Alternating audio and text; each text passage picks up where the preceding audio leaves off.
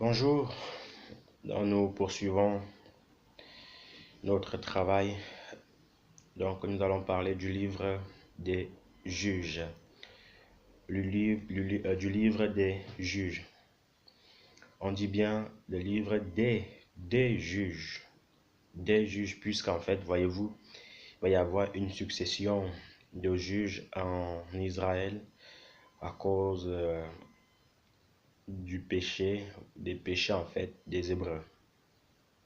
Donc le livre des juges, en fait, voyez-vous, tire de sa racine Shaphat, qui est à l'origine en fait du mot juge.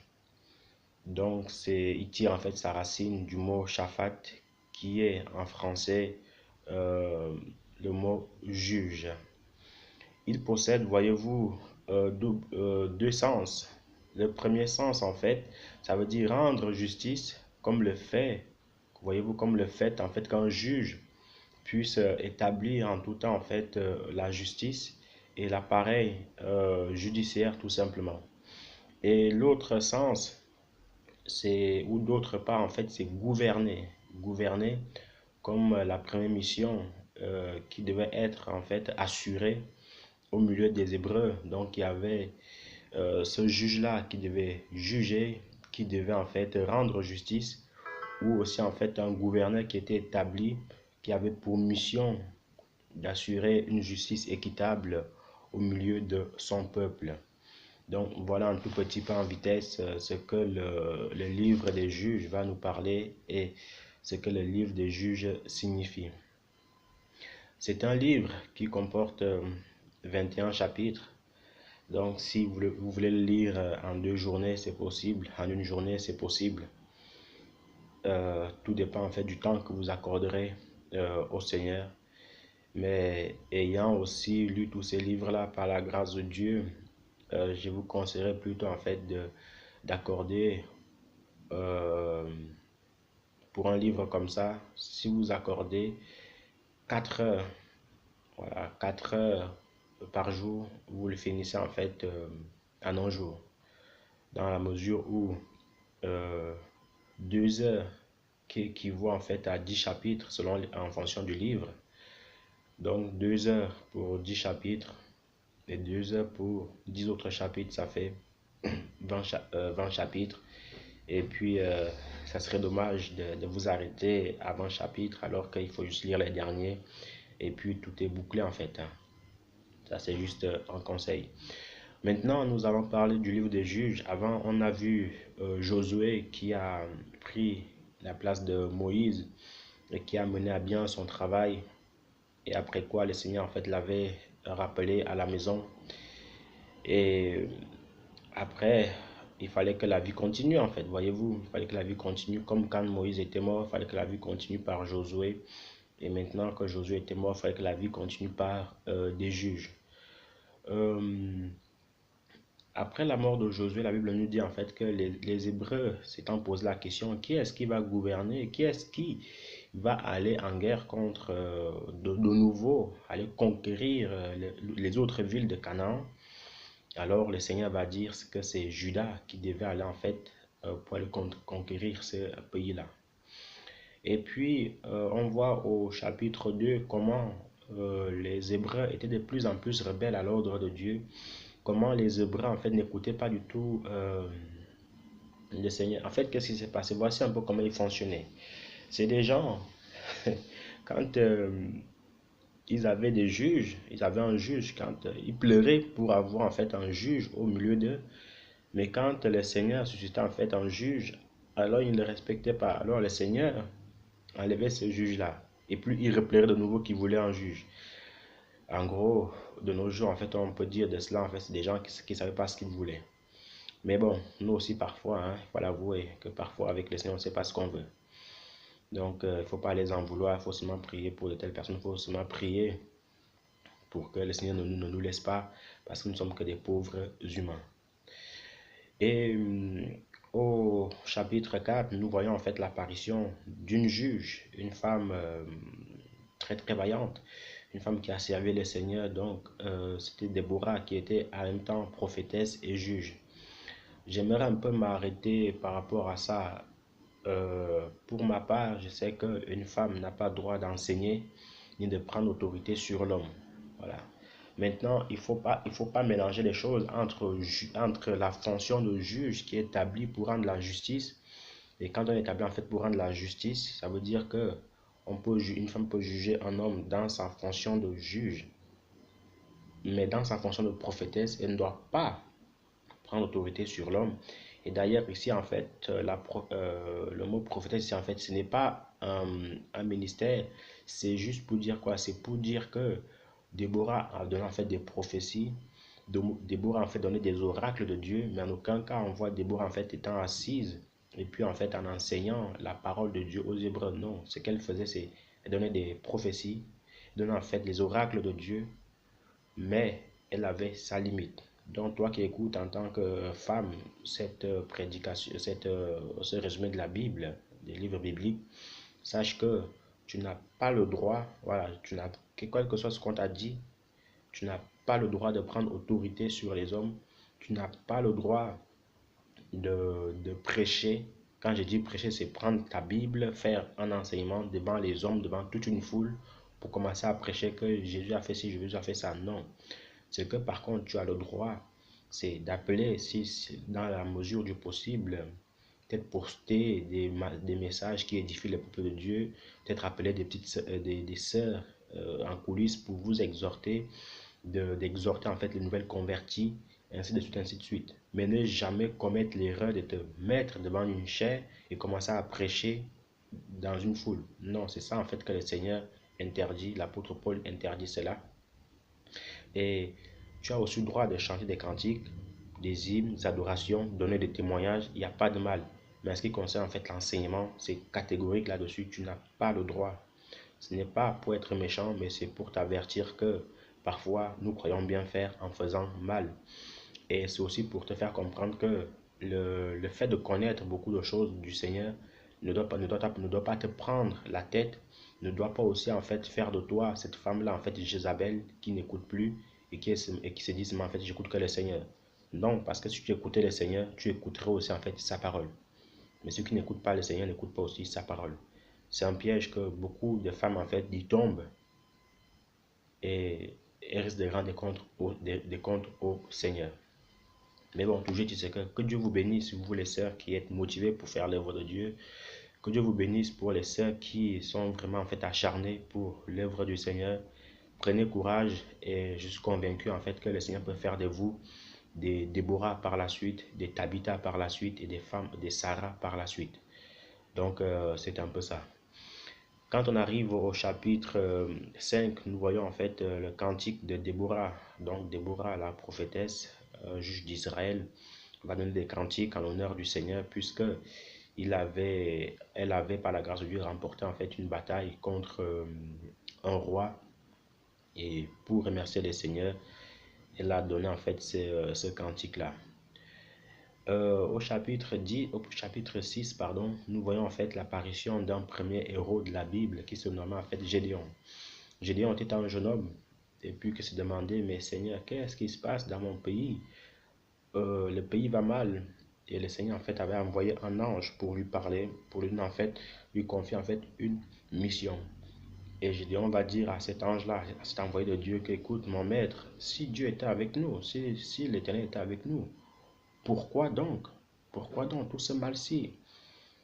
Le Seigneur ayant aimé sa question, lui dit, écoute, maintenant je vais te armer, je vais te former pour aller premièrement confronter les gens de ta ville, pour aller confronter en fait ta maison, puisque quelque temps après, Josué était parti en fait renverser les idoles qui se trouvaient dans sa ville. Et ce n'était pas une petite mission, puisque tout le monde s'est levé contre lui. Et heureusement, quelques personnes en fait ont dit que si cette personne en fait, elle a le courage, si elle est Dieu à bord, dans ce cas, qu'elle vienne se défendre elle-même. Mais ce n'est pas à vous de la défendre. Et c'est par là que le Seigneur a commencé à utiliser puissamment Gédéon.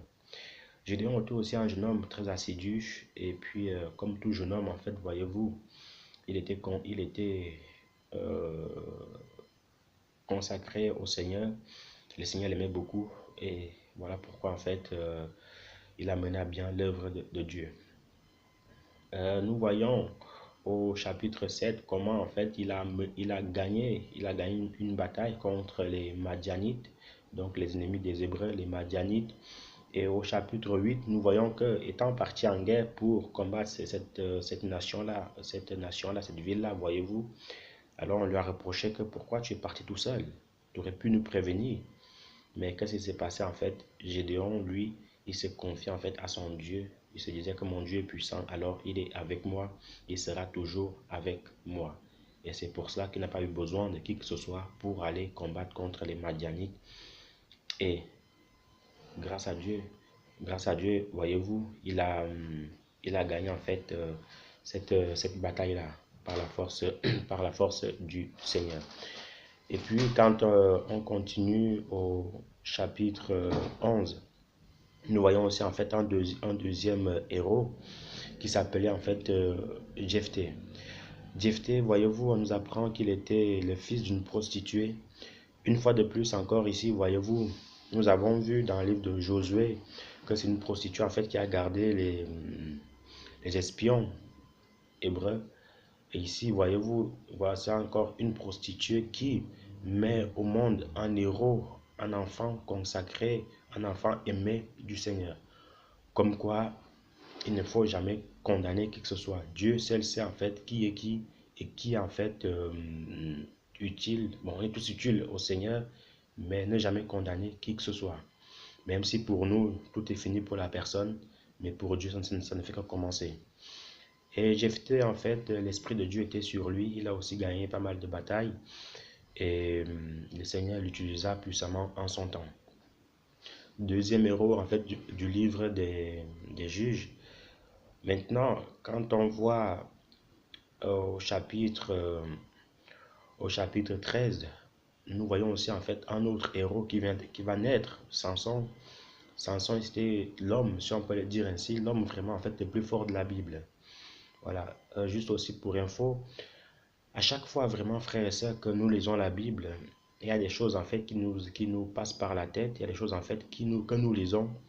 Je vous encouragerai en fait à vraiment prendre des notes par rapport à cela. Par exemple, vous avez dans la Bible une catégorie de personnes dont le Seigneur en fait parle de leur beauté. Et ces noms sont Absalom, David, et il y en a encore deux autres. Quand on parle en fait des hommes vaillants dans la Bible, nous voyons Gédéon, nous voyons Jéhu, nous voyons aussi Samson. Mais Samson, en fait, les coiffait tous parce que Samson était très très fort, extrêmement fort, très très fort, extrêmement fort. Et personne en fait n'arrivait en fait à sa cheville dans la Bible au niveau force physique. Nous voyons aussi en fait, bon, des personnes comme on l'avait déjà cité, le père de la foi, l'homme sur le cœur de Dieu, l'homme le plus patient, Abraham, David et Moïse. Donc je vous encouragerai vraiment en fait à toujours être attentif quand vous lisez telle chose, à les mettre de côté et après cela les reméditer et vous verrez en fait que vous serez par la grâce de Dieu en fait vraiment calé dans ce que vous dites. Donc Samson, un troisième héros de la Bible va naître. Samson, la Bible nous dit en fait que Samson, quand il est né, il était consacré à Dieu, à peu près comme on le disait dans les livres de Nombre, si mes souvenirs sont encore bons, des gens en fait qui devaient faire vœu de Nazaréa. C'est-à-dire quoi? C'est-à-dire qu'avant que Samson ne naisse, la Bible dit en fait que le Seigneur a dit à sa maman que le rasoir ne devait pas passer en fait sur sa tête. C'est-à-dire quoi? C'est-à-dire que quand on faisait vœu de Nazaréa, on devait, voyez-vous, frères et sœurs, ne pas se couper la tête, ne pas se couper les cheveux. On devait les laisser pousser jusqu'à ce que notre vœu de Nazaréa en fait soit terminé. Les recommandations aussi qui étaient données à la mère de Samson, c'était que l'enfant ne devait pas boire de liqueur enivrante, ainsi de suite, ainsi de suite. Donc, c'était aussi en fait des petits détails qui nous montraient aussi que Samson était consacré à l'Éternel. Samson était tellement fort et puis il était aussi né, voyez-vous, quelque chose en fait qu'on doit retirer. C'était aussi quelqu'un qui était né pour combattre contre les Philistins, les ennemis jurés des Hébreux à cette époque-là, puisque souvenez-vous, on va les lire par la suite. de David qui avait combattu contre Goliath. Voilà, Samson était né pour combattre contre les Philistins. C'était sa mission, quoi. Il est né, les Philistins, quand il est mort en fait auprès des Philistins. Mais il avait son secret, comme vous le savez, en fait, était sur sa tête, sur ses cheveux, avec cette tresse. Mais qu'est-ce qui s'est passé? Bon, ça aussi, ce sont les choses de Dieu. On ne peut pas forcément dire que pourquoi ci, pourquoi ça. Il s'est marié en fait à une fille d'Alila qui lui faisait en fait la cour par ses flatteries. Et Samson en fait a fini par céder. Et puis les Philistins euh, sont venus en fait l'attraper et c'était là sa mort. J'aimerais juste revenir en vitesse par rapport à la vie de Samson. La Bible dit en fait que c'est quelqu'un en fait qui a tué un jeune lion de ses mains. Tué un jeune lion de ses mains. Voyez-vous déjà un lion? Le lion c'est le roi des animaux. Et voilà qu'en fait un homme va le tuer. Le lion, c'est le roi de la jungle. Le lion, c'est le roi de la jungle. Mais le Seigneur va équiper un homme pour le tuer tout simplement. Mais de nos jours, qui est-ce qui peut vraiment en fait oser combattre contre un lion de nos jours? Personne, si ce n'est que la force de Dieu soit avec lui. Et puis, en continuant aussi, voyez-vous, Samson, il avait tellement de manières de combattre avec ses ennemis que la Bible dit en fait qu'un jour, en fait, il cherchait les proies avec les Philistins. Il a pris deux oiseaux, il les a mis dans une flèche et puis il a tiré et puis il a mis en fait du feu et l'a lancé en fait dans les champs des Philistins. Les champs a pris feu et puis en fait les Philistins en fait se sont dit ah voilà encore quelqu'un qui nous cherche des problèmes. Bon, Samson le faisait exprès puisque il était né pour combattre contre les Philistins. Et à la mort de Samson, déjà avant sa mort, il a tué énormément de Philistins, beaucoup de Philistins. Mais ce qui est encore mais ce qui est encore assez grandiose, c'est que la Bible dit en fait qu'avant de mourir, il était attaché en fait à deux poteaux comme ça. Et il a prié le Seigneur que Seigneur, avant que je ne meure, laisse-moi venger en fait au moins mon pays. Et la Bible dit que Samson, avant de lâcher prise, avant de lâcher le dernier souffle, il a tué, il a tué, il a tué beaucoup, il a tué beaucoup plus de Philistins avant sa mort que quand il était vivant. Ce qui veut dire quoi? Ce qui veut dire que si quand il était vivant, il en a tué 1 million, alors avant de mourir, il a tué peut-être 2 millions ou 3 millions. C'est le Seigneur, c'est le nombre exact, mais ce n'est pas vraiment ce qui nous intéresse. Ce qui nous intéresse, c'est de comprendre que avant sa mort, le Seigneur en fait a fait de lui un véritable héros.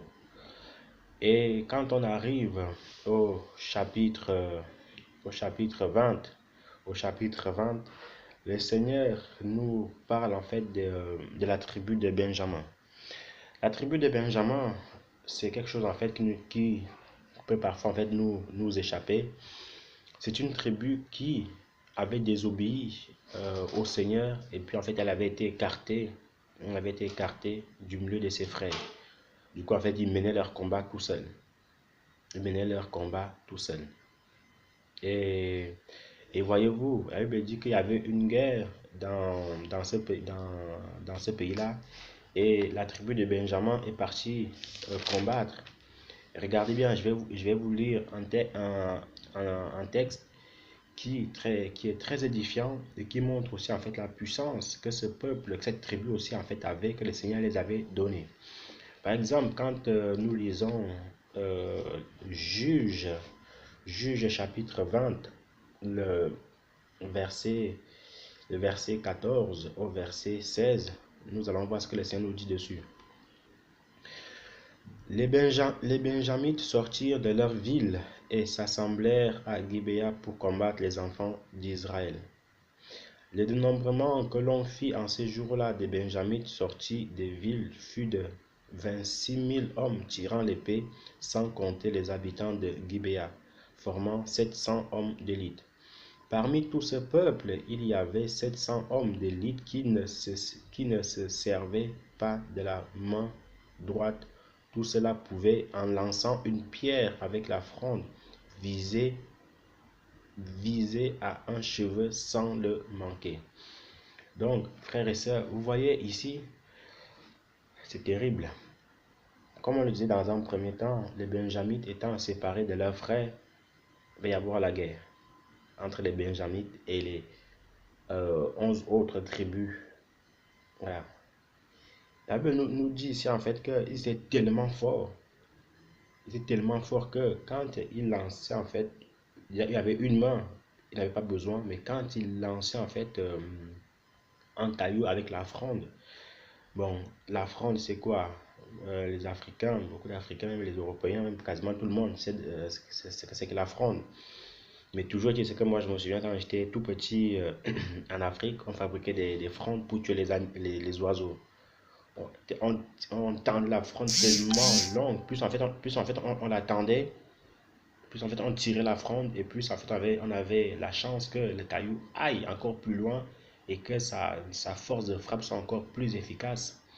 Donc la Bible nous dit ici en fait que quand il lançait la fronde avec le caillou,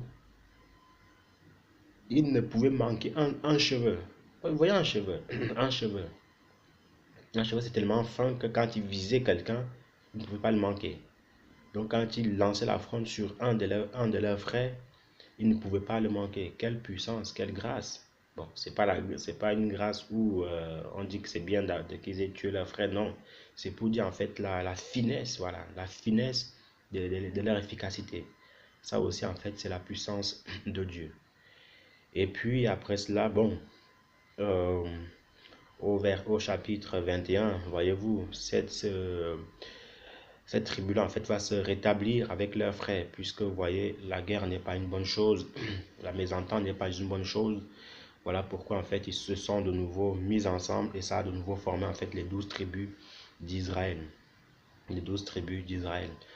Donc, je vous encourage aussi vraiment, si vous avez des problèmes dans votre famille, avec l'un de vos familles, cherchez plutôt la paix et non la guerre. Si vous avez des problèmes avec vos cousins, vos cousines, même avec qui que ce soit, cherchez plutôt en fait la paix et non la guerre.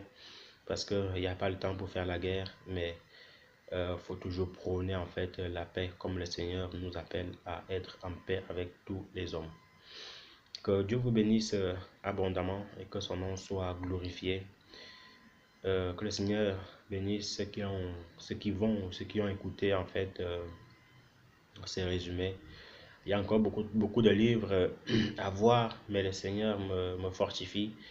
Priez aussi pour moi car j'ai besoin de vos prières pour que le Seigneur en fait, me donne cette force-là d'arriver jusqu'au livre d'Apocalypse par sa grâce. Bonne journée à vous tous. Bye bye.